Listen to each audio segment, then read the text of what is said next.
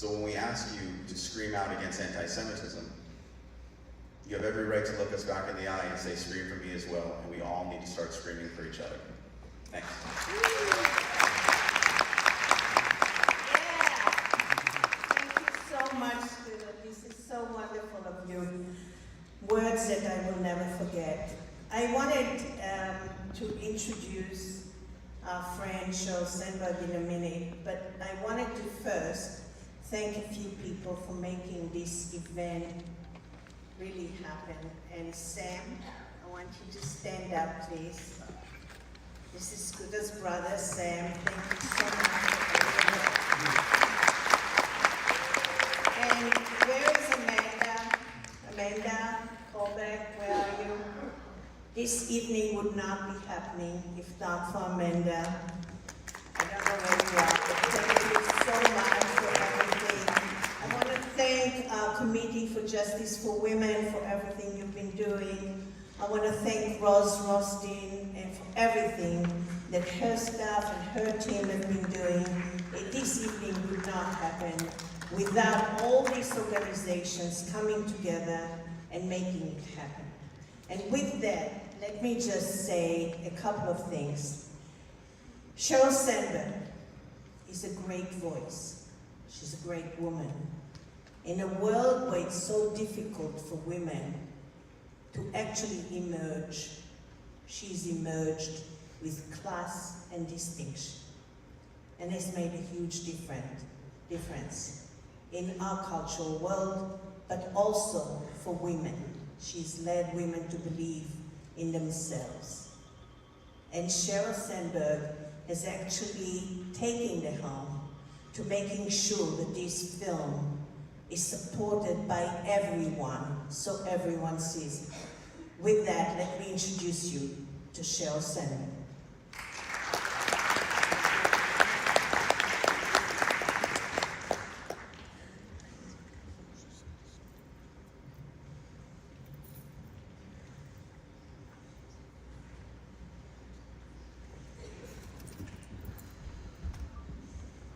We're really thrilled tonight to have this event here in our venue. We offer this house to the whole community, and so we welcome different ethnic groups and religious groups, and as you'll see, different cultural events in our community. And tonight, this is such an important and compelling screening. This is something that has to be emblazoned in our consciousness of telling the story, the true story, and never allowing the truth to be extinguished. And that's what tonight, to a great measure, is about. And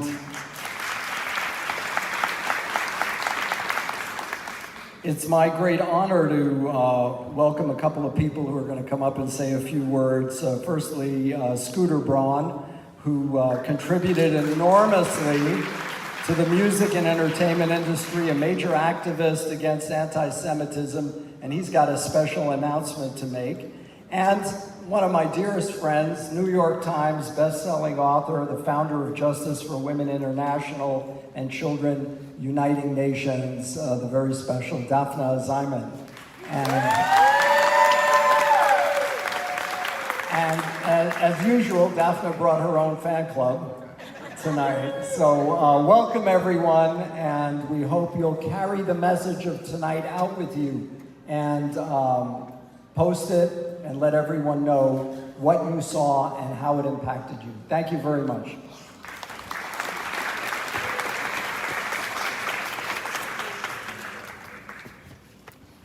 My goodness, if every temple and every theater had Rabbi Barron at the helm, I think we would be such a great community.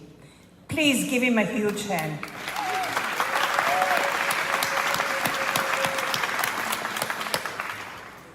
You know, tonight is very, very important.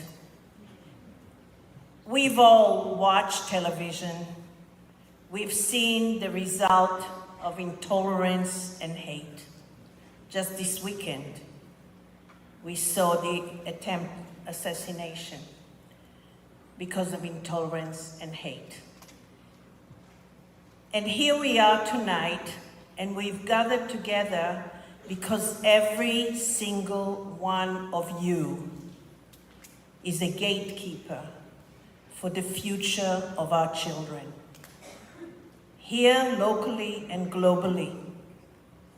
Tonight, we have brought together many cultures and many religions, particularly representative of the Jewish religion, the Muslim religion, women groups, and so many others that have an important voice in the entertainment industry as well, because media carries our voices.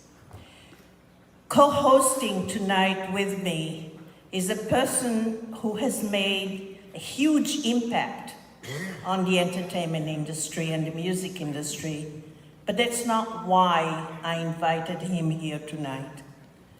Scooter Braun stands at the helm of where we all need to move towards. When he sees the wrong, he actually makes every effort to do something about it. Whether what he's done about the hurricanes, or what he's done for Make-A-Wish, or what he's done when there was terrorism incidents outside the Ariana Grande concert in Manchester. Scooter Braun has now, when he has seen what happened at Nova, he took the helm again and decided that it's not going to stop there. And he's going to tell you what he's actually doing about it. So I don't want to steal his words. But it takes people like Scooter. It takes one to make a huge change in the world, just one. And each one of you can be one in a combination of many. And all together, we can have such a huge impact. Because what has happened on October 7th is below the tipping point of humanity. When girls are raped and mutilated as a way of calling warfare on a country, that's somebody else's daughter. It's somebody else's sister. It's some father's crying eyes and mother. And that is intolerable. Such horrific situations should never occur on the global map. So I want to thank you all for responding in such a way, by being here together tonight. You're becoming a part of the pathway towards a better day tomorrow. I particularly want to thank some of the sponsors tonight. Stand with us, Ross Rothstein and Esther here. Thank you so much. Women's Voices Now, Heidi's here. Thank you so much. Couldn't have done it without you. The Muslim women organizations that are here tonight, thank you so much. From the bottom of my heart. Ross Kemper and Lena Kokorian Kemper, thank you for sponsoring. Michael Thornton, thank you so much for sponsoring tonight as well.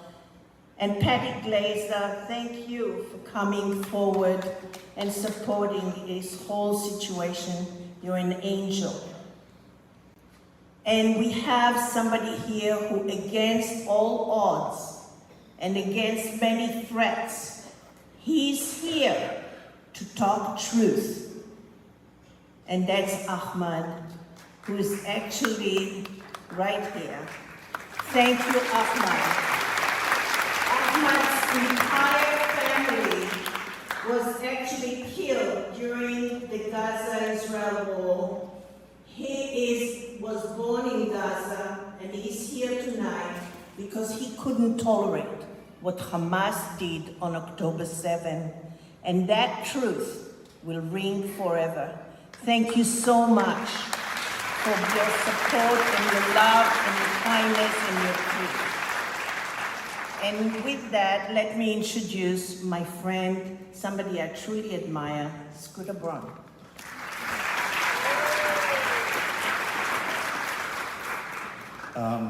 Never follow a best-selling author with remarks.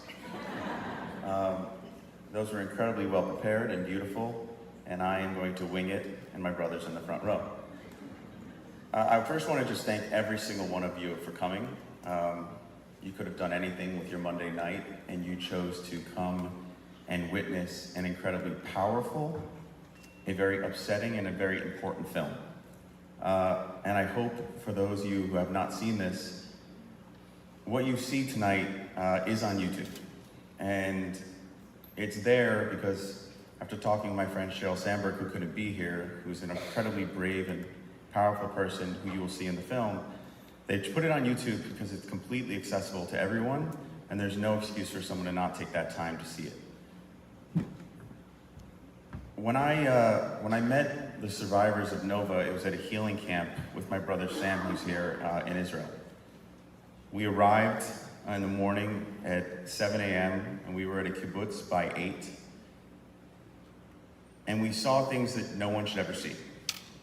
We saw devastation. Unfortunately, the blood was still on the walls. The smell we'll never forget. And then we went from those communities to the Nova field. And we kind of expected to see what we saw, unfortunately. We knew this kind of evil was in the world because of our family background and the stories of the Holocaust, and my grandmother being in Auschwitz, my grandfather being in Dachau, and my unfortunate experience with someone who had the same ideology as Hamas, who committed a terrorist attack at one of our shows in Manchester. But when we arrived on the 4th day, we went to the Nova Healing Camp, and we saw kids 20 to 24 years old. Many who had lost friends, who had witnessed the things you're going to see, who gave interviews, and they were laughing and crying and singing music and doing therapy together, writing songs. And I sat with one young lady who had lost all of her friends. She was the only survivor out of her group of friends. And she said to me, she goes, you know, you're here, you understand, but if I was out there in the world and I didn't know, maybe I would hate me too. And it was the first time on the trip where I became incredibly angry. Because what happened to those kids at a music festival, the same music festival where our families would have gone to Coachella, or Stagecoach, or Governor's Ball. It was truly a music festival, and these kids were murdered as they were running away, as they were hiding in porta potties, as they were trying to escape in cars. And the world just abandoned them. The world was quiet, the world was silent. The industry I'd given my life for 23 years wasn't saying anything. And I was confused because when we had a terrorist attack in Manchester, 22 people were killed and many more maimed and injured. And within 2 weeks, the entire world rallied behind us. And we threw One Love Manchester just 2 weeks later, which was the biggest concert in the world, broadcast on every major network, every social media site. And every artist from the entire community showed up. 6-hour concert with the biggest names in music. And here I was standing in front of these kids where 380, and now the total is over 400 were killed. 40 were taken hostage. It's the biggest music massacre in history, and no one was saying anything. So we went on a quest to start helping, and we brought the Nova Music exhibit to New York City.